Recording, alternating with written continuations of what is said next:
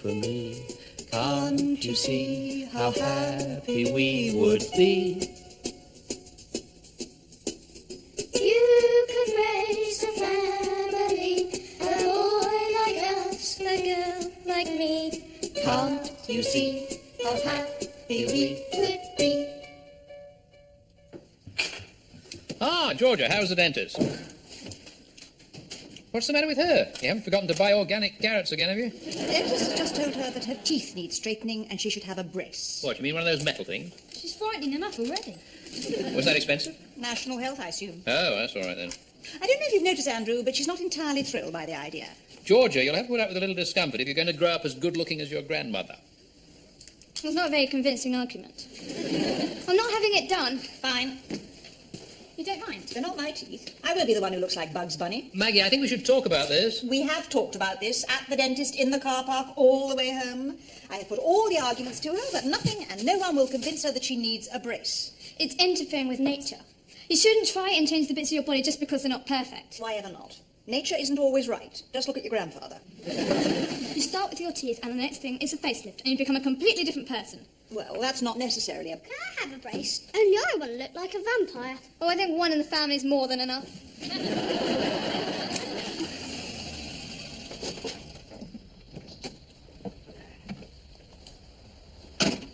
Tom! Oh, hello, Caroline. Where have you been? You haven't rung me for weeks. I've been a bit busy. Not all night. Quite late, actually, yeah. So what are you doing round here? Working, garage conversion. I've missed you. Have you? Have you missed me? Oh. Who's this? This is Liz. We work together. Where were we? I'll be late for work. You'll ring me, won't you? I could always come and meet you for lunch now I know where you are.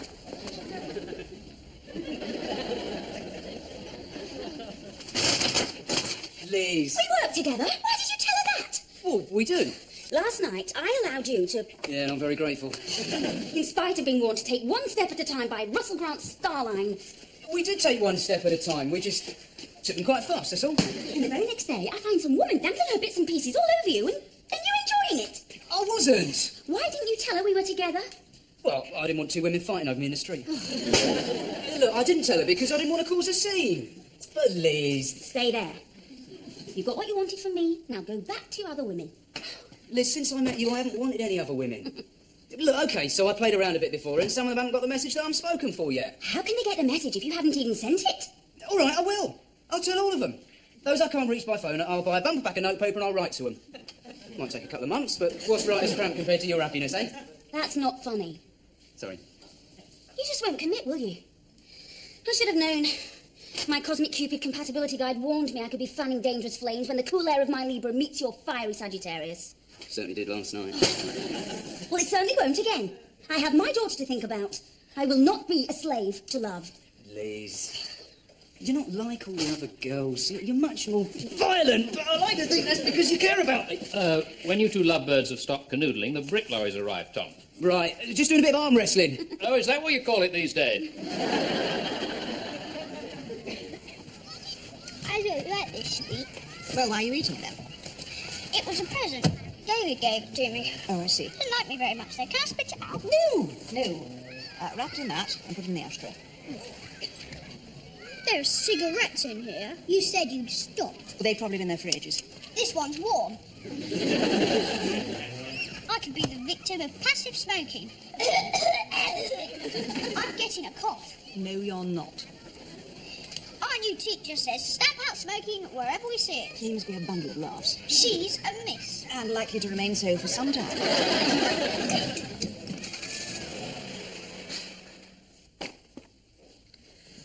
Ooh, every time I open my book, I fall asleep after 2 pages. I've been trying to finish this one for months. I'd be grateful just to finish the crossword. Do all parents feel like this at the end of the day, as if they'll never have the energy to stand upright again? Let's have a nightcap. Oh, God, I need a stiff drink to get me out of the chair. Can you carry me? You're going to have to stop arm wrestling with Jake. One day I'll win. He's been lecturing me about smoking again. He's trying to make me feel guilty. Oh, you did say you'd given up. Well, I only have about one a fortnight, and I'm certainly not going to be told what to do by someone half my size. You're indulging all your vices at once, are you? There was at least half a bottle here. I didn't drink it. Maggie, you can tell me. I'm not... Well, it's not a criticism.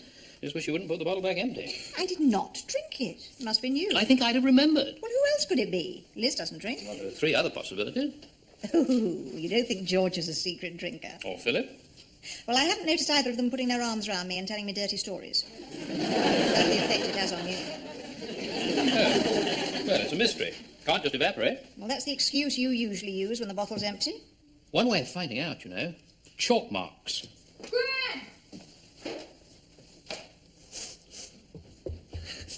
What's the matter? He had another nightmare. What is it this time? It's the ozone layer. There's a hole in it. Yes, but I don't think it's directly over your bed. He thinks the sky will become full of holes and the earth will die. Well, the Earth is awfully good at repairing itself, you know. And I think everyone is aware that we've got to look after it. It's too late. Who said? My teacher. Oh, her again. Who's giving you rather a lot to worry about. There is a lot to worry about. The Earth is going to become a green shed. Greenhouse. The greenhouse effect. It's getting very hot, and all the ice is going to melt, and all of us are going to be drowned. Everyone in the world. And it's all your fault. Why? For leaving the television on and not having a bicycle. To hold it level to market. Calvados. It's a while since I had some of this. I've just marked that, and I'm going to do it all again. Calvados. It's a strange drink, but it's nice, very nice, isn't it? Wasn't it? I've just had an idea. If we drink all these up, then we won't have to worry about who's drinking our drinks, because it will be us. Faultless logic. Do you know what I'd like now? A dance. Oh, that'd be nice, but first I'd love a cigarette. Oh, you haven't got any? Oh, yes, I have. You want one? No. I'd love a cigar, though. Remember Christmas '89? Oh, I don't mind if I do. We better be careful.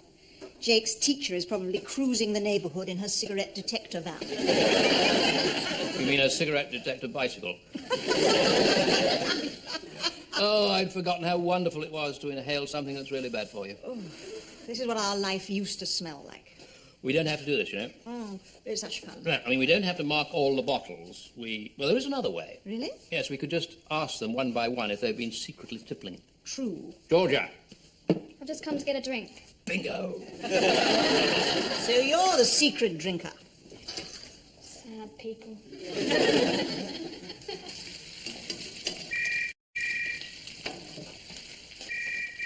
Yes? It's for you. Who is it? Well, I don't know. Well, could you ask? Who is it? Rosie.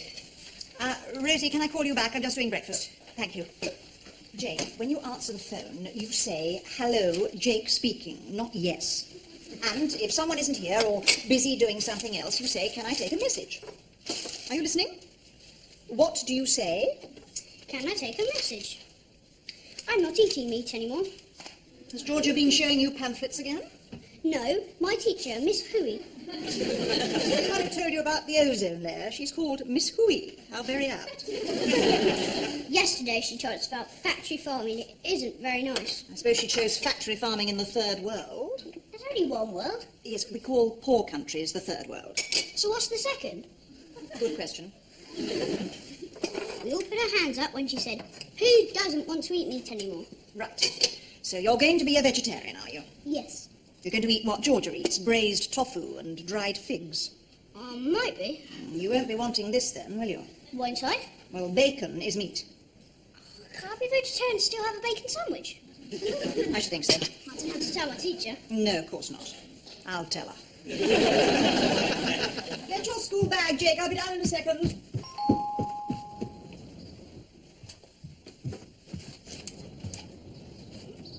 Yeah? Oh, hello. Does Tom work here? Yeah, who are you? I'm Angie, his fiancée. We're going to get married. Oh, right. Can I see Tom? Yeah, come in. He's outside. I just go and tell him you're here. Tom!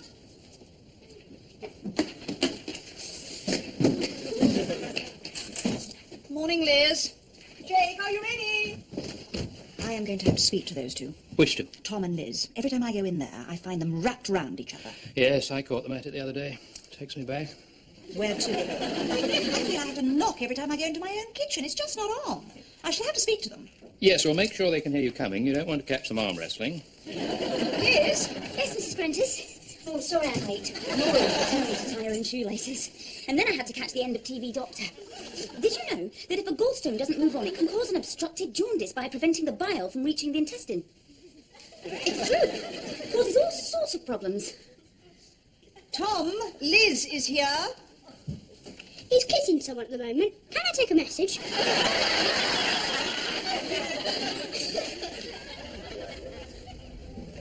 Miss Hui? Yes? I wonder if I might have a word. Of course. Come in and sit down.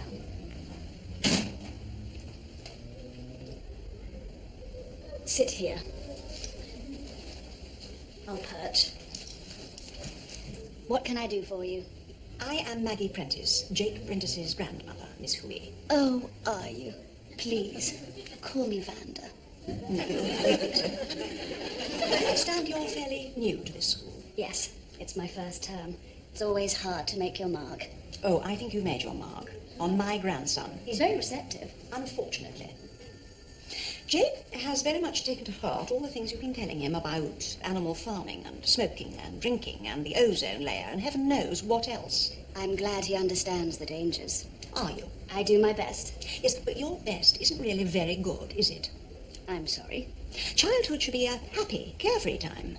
Jake has already lost his parents. Don't you think that's enough for him to worry about? Obviously not. You seem to want him to take on the rest of the world's problems as well. He needs to know what sort of world he's growing up in. Much more than that, he needs to feel safe. When I was a child, the only thing I remember worrying about was the length of eternity and whether I'd get bored. This is not funny, Miss Hui. You are producing a generation of terrified children, giving them responsibilities they should never have. Make your parents give up drinking, tell them to stop smoking. How dare you turn them into planet policemen? I feel that even young children can take responsibility for their environment and help to alert adults to some of the avoidable vices of society. That is the sort of humorless, smug piffle my late daughter-in-law used to come out with. You sound just like her. Hardly surprising. She was my best friend.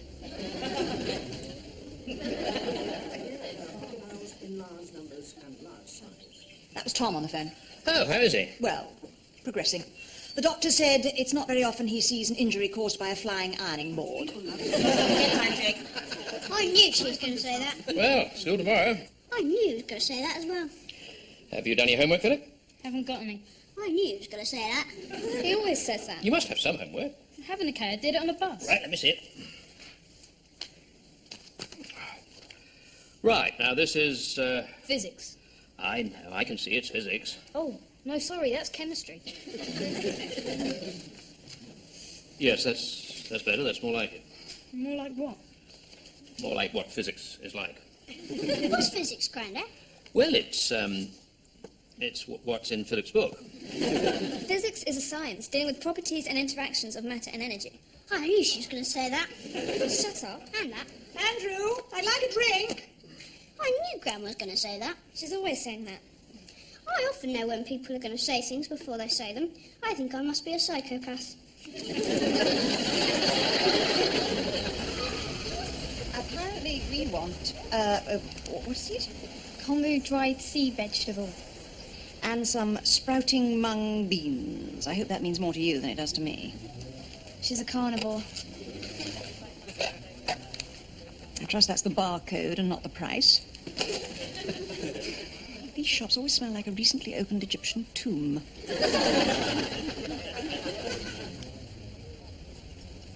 Vanda, is it you? Georgia, how are you? I'm okay. Listen, I'm sorry I wasn't here for you when you needed me. I was irrigating Zambia. Well, you're back now. And teaching at Jake's school. Oh, that's brilliant. We can see a lot of each other. I have felt for you at this time, you know. Are you working out your anger? Whenever she gets the chance. This is my grandmother. I know. We've met. I'm afraid your grandmother doesn't appreciate my mission to alert young minds to man's brutality to the earth and its animals. She wouldn't. I'm just off to the butcher's. Coming? Have you got time for dandelion coffee? Just about. I've got a march against mahogany starting at 5 o'clock outside the furniture warehouse. March against what? Mahogany is a slow-growing hardwood, and it should not be cut down to make furniture. She's got 2 mahogany tables. Prominently displayed. I have no shame, as you can see. I'll treat you. Oh, great. I've got so much to tell you. I'll see you later. We've had a bit of a run on the sprouting mung beans, I'm afraid. I can't imagine why. Would you like me to put some on one side for you for tomorrow? No, please don't. Perhaps you could put that on the bill for that table out there. Good afternoon.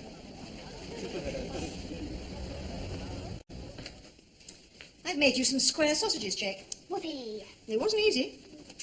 And Georgia, as requested, leek and broccoli casserole. Or as I prefer to call it, leek and broccoli surprise. What's the surprise?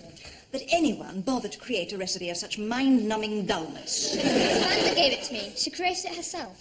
All is explained. I'm vegetarian, but I can eat sausages.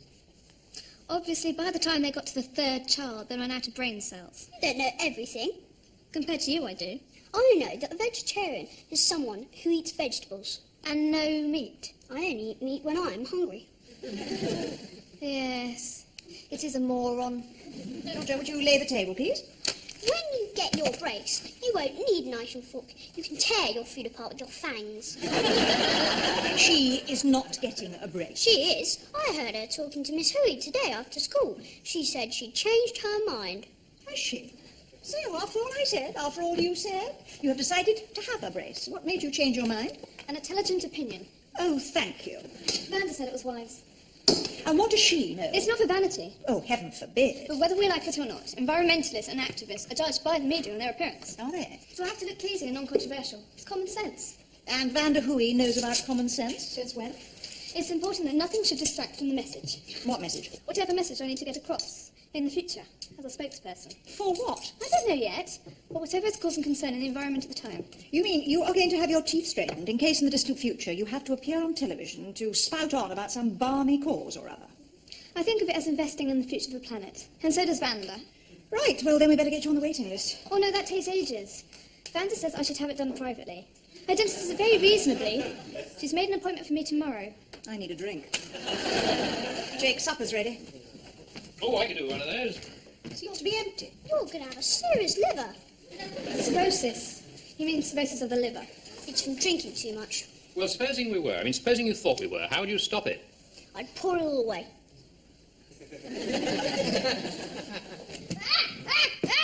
Don't exaggerate. It's not that frightening. It's not as scary as a dinosaur, but it's much more scary than a shark. I hope you're not laughing at George's brace. Why? She's coming to get us. No, she's opening a tin of beans. With her teeth. I'll get it. Vanda said she'll come round to see my brace. Oh, goody, I'll dig up some dandelions and we can have a pot of tea. Oh, hello. I came to see Tom, but we might have a bite. Lunch together. Tom's not here today. Oh, shame. I've got all these ham and tooth tongue sandwiches. Meat is murder. You didn't say, can I take a message? Supper's ready. I'm not hungry. You must be. When I was your age, I was hungry all the time. Well, I'm not. And I happen to know that your grandmother has made your favourite meal, chili con spam. Oh, I met your school teacher in the street today. What was his name? Stevens. Yeah, he said you were behaving very well this term. No more fighting. You've quietened down, apparently. Very nice to have in class, he said. I'm not nice. Of course you are. Well, no, sometimes you're not, but... What's this? You know what it is.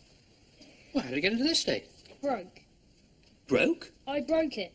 Why didn't you say you'd broken it? What do you do, stand on it? I broke it on purpose. Philip, this is a valuable instrument. OK, so you don't want to play it anymore, but we could have sold it. We need the money, you know. We can't just smash things up just because we've gone off them. Dad said I didn't practice. Well, there's no reason to take it out on a saxophone. I said I hated it, and I didn't want to practice. I said I had to carry on practicing, because I was good at music, like he was. I said I didn't want to be like he was. I wanted to be rich. And he said I was talking rubbish and I sounded like you. Then Mum came and said that I mustn't upset him and that music was a wonderful gift.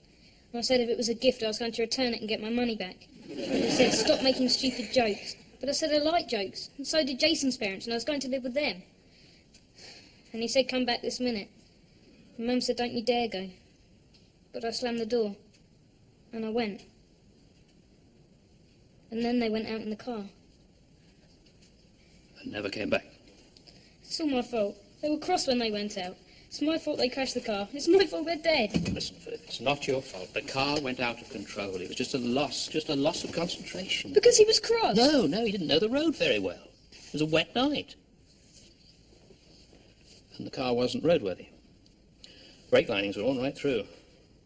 Were they? I've never heard that before. Well, no, people wouldn't have talked about it because they thought it might upset you. They crashed because there was something wrong with the car. Yes, he went to put the brake on and nothing happened. Is that true? So you're not to blame. Not your fault. I thought you were never coming to bed. I was thinking. You mean you fell asleep in front of Newsnight? No. I lied to Philip today. You didn't tell him you understood his maths homework. It's got you into trouble before. I told him that Graham's car was unsafe when they crashed. It wasn't, was it? Not as far as I know. Apparently, he had an argument with them that night before they drove off, and he said they were cross, and he feels the accident was all his fault. So you told him the car was dangerous? I honestly don't think he could have lived with the guilt if I hadn't. I'm very proud of you, you know. What, for lying? For having thought of that. I would have probably just waffled on. I wouldn't have thought of that. That wasn't easy. Philip's got the kind of face you simply can't lie to. I don't know if you believe me. I think he did believe you. He had his first decent meal in ages. You see, he's been carrying that guilt since it happened. He might have carried it for years if I hadn't found that broken saxophone. He's broken his saxophone? Yeah, he smashed it up. Why? Well, the argument was about the fact that he wasn't practicing the saxophone. Oh, I see. It was a symbol, I suppose. Quite an expensive symbol. Yes. How expensive? Oh, not absolutely sure. Enough for a day trip to Paris with a decent lunch? Maybe hotel in Montmartre overnight? Possibly. Or a year subscription to the gym? Could be. We could have sold that saxophone. I could have bought some decent underwear. Well, you can't now. It's broken. Wasn't insured? Oh, I shouldn't think so. It might be covered by our house and contents insurance policy. What do you think? I don't know. Where are you going? To check the policy.